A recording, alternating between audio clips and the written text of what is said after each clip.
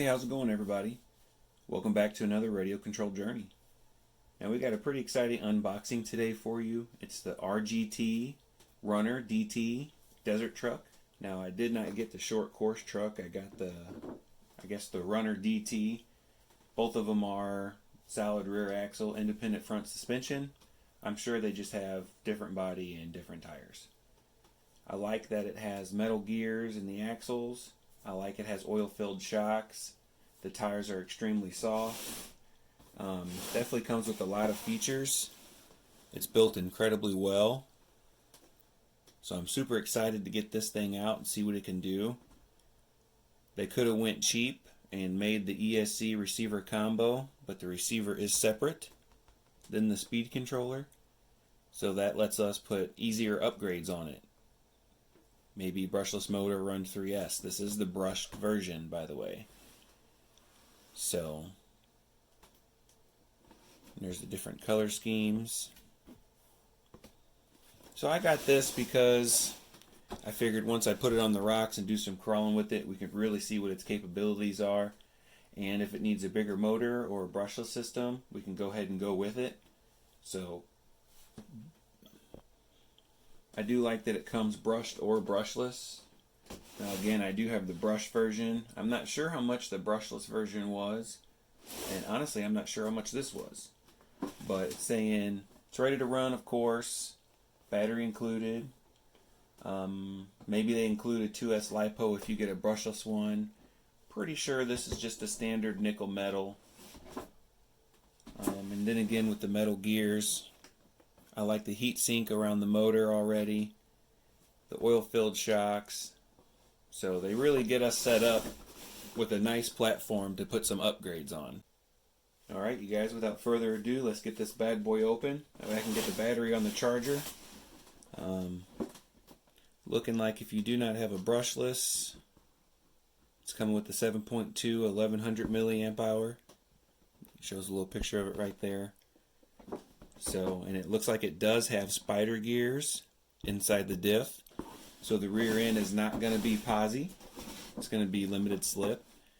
And the CVD front axles look pretty tough as well. So yeah, I'm super excited. It looks like this was a good pick. I'm glad I purchased it for the channel. So let's pop it open. Okay, so right out of the box you get your transmitter, charger, small looking Tamiya type plug for the non-LiPo battery. And I like the set of instructions and part numbers, but I did not see any tools or any type of tool to work on it. So that's a little bummer. I'm definitely used to getting some type of tool pack with the RC car, but there was nothing, you know, unless it's not packaged in there in any kind of way. So let's get the boring stuff out of the way. Transmitter does take 4 AA's, which that's starting to be a little standard. I remember back in the day when it was 8. Jesus. Could only count up how much money I spent in batteries for transmitters when you own more than, 10, 12 RC cars back in the day. So you get your on-off button, 3rd channel, which is incredibly surprising. I'm going to have to read the instructions and see what it does. But they call this the RGT Racing X6. Dual proportional radio control system. Of course, it's 2.4 gigahertz. And they got a lot of trim set points, which is nice as well. So I'm sure you got your steering and your throttle, and hopefully eventually you can get a trim set point for that 3rd channel. And you can switch it from normal to reverse, your throttle and your steering. So that's nice. I like how the wheels drop down. I just wish there was a little bit of foam on that. Kind of makes it feel a little cheap. So maybe we can hunt around and put our own little wheel on there, but it feels nice. With that drop down wheel, it feels nice in the hand. Tucking your thumb under it. Definitely already like the transmitter. We're starting off good. I see right away upgrading batteries after the first running video. So this looks familiar. I like how wide it opens all the way up. Definitely gives us room to get right in there and work on stuff. And like I said before, got the receiver speed controller combo. Now that speed controller is tucked back there. And the receiver's right there up front. I do see a placement for more channels. I'm not sure if they work or not, but it does look like they are numbered. But they are just blocked off. You can see that. So spot for third channel, then the other ones are blocked off. And then if you can see, it's so small, but that's the speed controller. Small little heat sinks in it. So oil-filled shocks. Of course, you're getting bushings. I'm sure maybe with the brushless one you get bearings. I'm surprised to see the metal CVD axles in there, to be honest with you. So it's looking like the motor goes to the main gear, and that sends the power to about right here. And then it looks like they support it with a bearing before it turns and then goes to the rear axle. So the rear axle can move without this shaft moving. That's a nice design. I can't remember how much it was, but I'll put it in the description of the video. It was cheap for everything that we're getting here. You know, metal outdrives. I do see that the center drive shaft is plastic, and it's a little bit smaller than this one, but then it goes out to a plastic rear. So I don't know. They do test these RC cars, and if that's something that needed to be metal, maybe it just didn't break when they were out testing it. I like the stance. You know, just 2 body clips up front, which is kind of standard for these if you're used to something like, I don't know, an axial Yeti. Several different placements for shocks. See all the holes right there. So they know you're going to come in here and want to move things around. And that's nice. There doesn't feel like there's any air in those shocks. But you can also make them a little softer if you'd like. That's really nice. One of my favorite RC cars out there was the Twin Hammers. I really love that RC car. There's a couple people that didn't have luck with the 2-speed transmission. And don't get me wrong, if you eventually go through enough water without servicing it, that shaft will lock up on you and you will go through shift servos. So it'd be nice if there's a 2-speed transmission for this, but there's also a lot of people out there that do not like a 2-speed transmission. So extremely light. Hopefully that 370, 360 brushed motor can carry its own with this. And the battery, I'll probably, not for the running video. I like keeping the running video stock, so you know what you're getting into when you do purchase that RC car.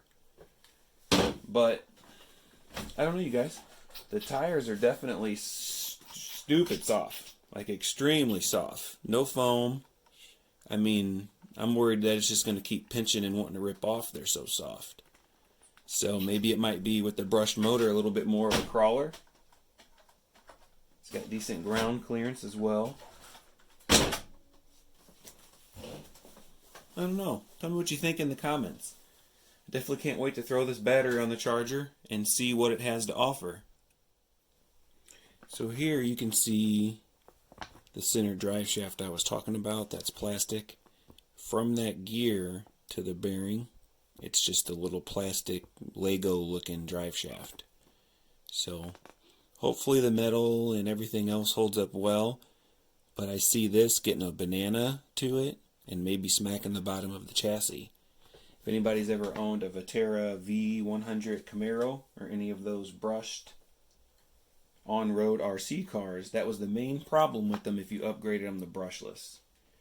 So I like the part schematics. It doesn't look like it's going to be too expensive to convert this over to a desert truck, if that's what you wanted to do, just to be able to switch back and forth between something like the desert truck. So I was looking over this thing, and I'm impressed with the build quality, like I said, for how much this is. You see this chassis design a lot more. I'm wondering if somebody lost the rights to it, because it seems like as soon as the Twin Hammers disappeared, a lot of more Twin Hammer looking chassis started to show up everywhere.